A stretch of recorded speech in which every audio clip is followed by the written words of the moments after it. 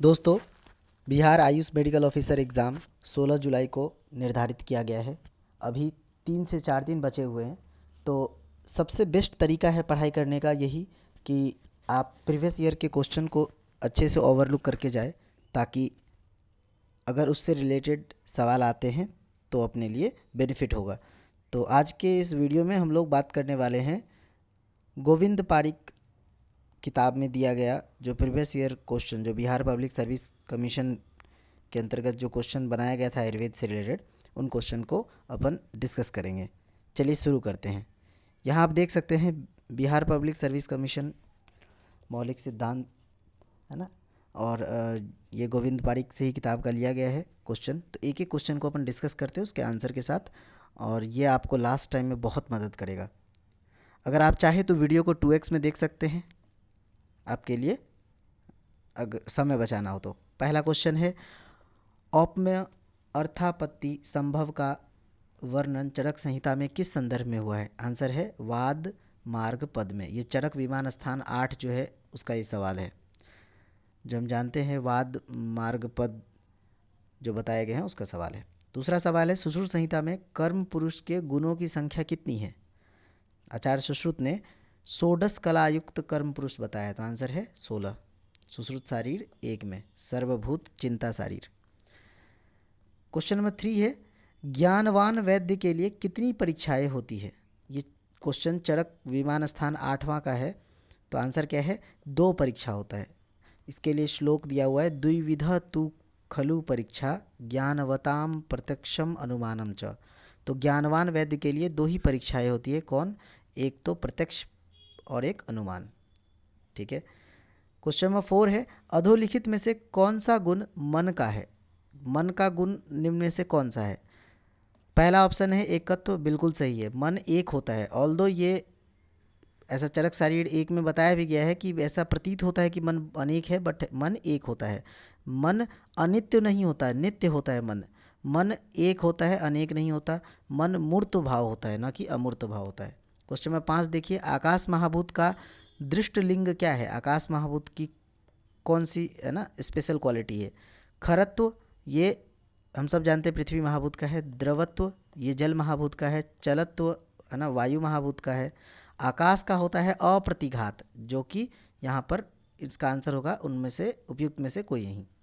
Question number 6 देखिए, तो क्या लिखा हुआ है? दुख का प्रधान हेतु क्या है? तो ये चरक शारीर में कहा भी गया है, उपधा नाम, है ना, प्रधानतम हेतु। ऐसा उपधा को दुख का सबसे प्रधान हेतु कहा गया है। उपधा मतलब लालच। ठीक है। क्वेश्चन नंबर 7, अनेकांतवाद किस दर्शन का सिद्धांत है? आंसर है जैन दर्शन। ठीक है। तच्छिल्यों की कुल कितनी संख्या है? आंसर है 17। 17 प्रकार के तच्छिल के बारे में बताया है। ये बात याद रखेंगे फैक्ट की तरह। असत्कारवाद का किस दर्शन में बताया गया है? सत्कारवाद, आंसर है न्याय दर्शन। सत्कारवाद किस में है? तो आंसर है सांख्य दर्शन। ठीक है। असत्कारवाद न्याय दर्शन। चलिए अब देखते हैं क्वेश्चन नंबर 10। क्वेश्चन नंबर 10 में क्या लिखा हुआ है? रिक्त स्थानों की पूर्ति हेतु दिए गए विकल्पों से उपयुक्त विकल्प चुने, है ना। डॉट डॉट डॉट मोक्ष प्रवर्तक, कौन है मोक्ष का प्रवर्तक? तो आंसर है योग। ये चरक शारीर 1 का ये सवाल है। योग से मोक्ष की प्राप्ति होती है, या योगो मोक्ष प्रवर्तक, ऐसा लिखा हुआ है श्लोक नंबर 137 में। अगर मैं 11वां क्वेश्चन की बात करूं तो स्मृति भ्रंश में स्मृति पर किसका आवरण हो जाता है? तो आंसर है रज और मोह का। ठीक है, रज या तम का। बट यहाँ पर अगर आप ऑप्शन में देखोगे तो हर ऑप्शन नंबर 1 और 3 में सत्व दिया हुआ है, इसीलिए सत्व के कारण ये 1 और 3 कट गया। सेकेंड आंसर क्या होगा? रज एवं मोह का। क्वेश्चन नंबर 12, प्रशस्त पाद भाष्य किस दर्शन का ग्रंथ है? आंसर है वैशेषिक दर्शन का। विशद गुण का युग्म गुण कौन सा नहीं है? ये चरक चिकित्सा 26, जो अगर आप मदात्य चिकित्सा देखेंगे उसमें बताया गया है कि ओज के 10 गुणों को मध्य के 10 गुण क्या करते हैं? नाश कर देते हैं। तो मध्य का जो गुण है वो ओज के गुणों को नाश करते हैं। तो यहाँ पर जो विशद गुण है वो पिश्चिल गुण को नाश कर देता है। इसको याद रखने का कोड है पीवी। पिश्चिल गुण विशद गुण को नाश करता है। एक होता है पीए, प्रसन्न गुण आंसू को नाश कर देता है। इस तरह से याद रखिएगा। क्वेश्चन नंबर 14 देखिए क्या लिखा हुआ है? न्याय दर्शन के अनुसार कर्म के कितने भेद हैं? आंसर है 5 भेद हैं।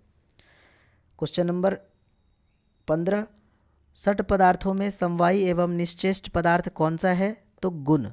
गुण ही ऐसा है जो समवायी संबंध से और निश्चेष्ट संबंध से रहता है, गुण याद रखिएगा। ये चरक सूत्र स्थान पहला अध्याय का है, ठीक है। अष्टांग हृदय अनुसार गर्भ में सर्व सूक्ष्म अंग का जन्म किस मास में होता है? तो आंसर है तीसरे महीने में। अष्टांग हृदय में कहा गया है कि गर्भ के तीसरे महीने में सभी सूक्ष्म अंगों का विकास हो जाता है। क्वेश्चन नंबर 17, अष्टांग हृदय अनुसार कला की उत्पत्ति किससे होती है? तो आंसर है क्लेद से होती है, ठीक है। क्वेश्चन नंबर 18, अष्टांग संग्रह माफ़ कीजिए, अष्टांग हृदय अनुसार नेत्र में कुल कितनी शिराएं हैं? तो आंसर है 56, ठीक है। सुश्रुत के अनुसार कितने हैं? 48 शिराएं हैं, लेकिन अष्टांग हृदय के अनुसार 56 है, ओके। यहाँ देखिए क्वेश्चन नंबर 19, अष्टांग हृदय अनुसार स्तन मूल मर्म का वेधन करने पर मृत्यु क्यों हो जाता है? मृत्यु का क्या कारण है? तो आंसर क्या है? क्योंकि जो कोष्ठ में कफ बढ़ जाता है। आंसर क्या है? कफ पूर्ण कोष्ठता के कारण अगर स्तन मूल मर्म पर वेध हो जाता है तो व्यक्ति की मृत्यु हो जाती है। यह अष्टांग हृदय शारीर स्थान 4 का श्लोक है, ठीक है। क्वेश्चन नंबर 20, सुश्रुत संहिता के अनुसार गर्भ में सर्वप्रथम हृदय की उत्पत्ति होती है, यह मत किस आचार्य का है? आंसर है कृतवीर्य का, ठीक है। कृतवीर्य कहते हैं कि गर्भ में सबसे पहले हृदय की उत्पत्ति होती है। किसने कहा? कृतवीर्य ने कहा, ठीक है। क्वेश्चन नंबर 21, सुश्रुत के अनुसार कुष्ठ विसर्प अधिष्ठान त्वचा के प्रमाण कितना होता है? तो हम सब जानते हैं, इसका आंसर है ब्रीहि पंचम भाग प्रमाण होता है। जो कुष्ठ विसर्प अधिष्ठान जो त्वचा है, ठीक है, तो ये कौन से नंबर आपको पता है? 7 तरह की त्वचा है ना। अवभासनी, लोहिता, श्वेता, ताम्रा, ठीक है, फिर वेदनी, रोहिणी और मांस, है ना। ऐसे आलो, श्वेता, वेरोमा ऐसे करके 7 त्वचा होता है। तो उसमें त्वचा का वह प्रकार जिसमें कुष्ठ या विसर्प आदि होता है उसकी प्रमाण क्या है? 1/5 ऑफ व्रीहि, ठीक है। यहाँ तक समझे? आगे देखिए, सुश्रुत के अनुसार काकल की संधि की संख्या कितनी है? 1। सुश्रुत के अनुसार दोनों कर्णों में मिलकर वातवाही शिराएं कितनी होती है? तो 4 होती है। ये सुश्रुत कहते हैं। अगर आप वातवाही शिरा पढ़ेंगे तो दोनों कर्ण में 2-2 होती है शिराएं, वातवाही शिराएं, ठीक है। क्वेश्चन नंबर 24 में यदा पुनरस्य, है ना, यदा पुनरस्य सोनित गर्भाशय बीज भाग अवयव प्रदोषम आपद्यते तदा कम जन्यति। मतलब सुश्रुत के अनुसार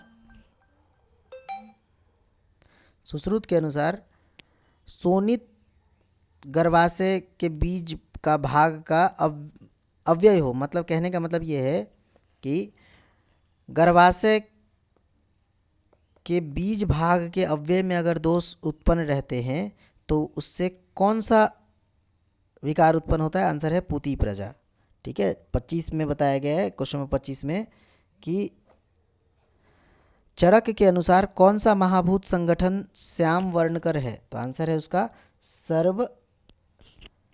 सर्वधातु। क्वेश्चन नंबर 26 देखिए, कौन सा कालांतर प्राणहर मर्म सद्य मृत्यु के कारण रूप हो सकता है? तो आंसर है क्षिप्र। क्षिप्र मर्म पे अगर आघात लगता है तो सद्य प्राणहर मृत्यु का कारण रूप हो सकता है।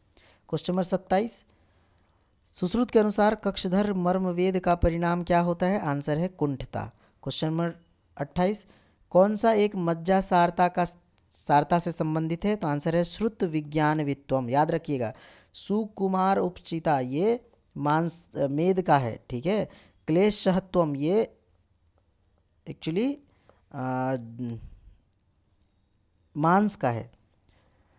ऐसे ही यहाँ पर क्वेश्चन नंबर 29, उरह के उत्सेद कितने अंगुल का है? आंसर है 18 अंगुल का। जिस व्यक्ति के आंखों के नीचे स्पष्ट रेखा दिखाई देती है उसकी महत्तम आयु कितनी होती है? 70 वर्ष। सुश्रुत अनुसार स्त्री श्रोणि का परिमाण कितना किसके समान होता है? तो पुरुष के उर भाग के समान।